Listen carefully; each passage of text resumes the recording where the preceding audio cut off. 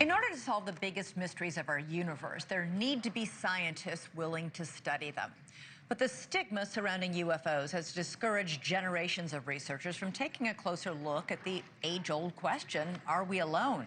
Well, now that's all changing as real scientists with real degrees and real academic credentials are taking on the topic. A group of scientists just published a paper about how to scientifically study UFOs, and they've done their own field work to show how it's done. They say most of the UFOs they have studied on camera were man-made things like drones or helicopters. But there was one, they say, that they couldn't figure quite what it was. So what was it? Joining us now is University of Albany physics professor Matthew Syzdagis, who published this research. All right, so tell us more. How did you go about doing this, and what did you find? Well, we had the focus of having an instrumented field study for UAPs. So it's not the first, but what we've done is we've published our work in the highest impact factor journal to ever carry a paper on this topic.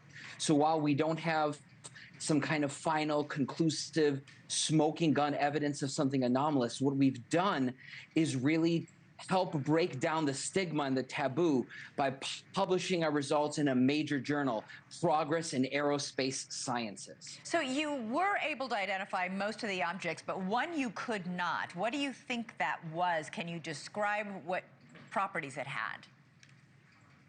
That's right. So we found one dark spot with white dots in it in one of our camera systems. Now, by itself, that could be anything, it could be a camera artifact or glitch, but it seemed to have some correspondence, at least to a small degree of statistical significance, with an ionizing radiation event and with Doppler weather radar data hits using publicly available National Weather Service and NOAA data. So again, not conclusive statistically, but the strange hint that there was something physical in the sky and that it wasn't just a camera glitch at the time. When was this? Like, when did that happen? This was in July of 2021. So I went with a group called UAPX, and we were part of a documentary film called A Tear in the Sky. And just very quickly, you started to get interested in this because of the infamous 2004 Tic Tac video from the USS Nimitz. That's what sort of sparked your interest in all this?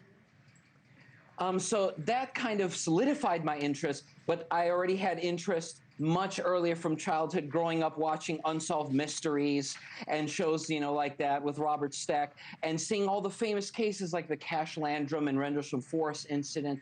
And I just thought there's all these famous cases, even before 2004, that I found the evidence compelling that there was a there, that there was something to study and try to understand.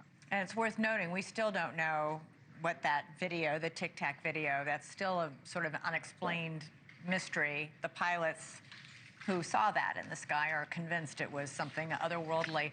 Matthew Syzdagis, fascinating.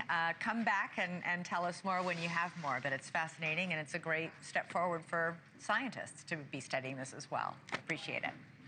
Thank you so much. Thank you for watching. Subscribe below and download our NewsNation app right now on your phone, and you will get fact-based, unbiased news for all Americans.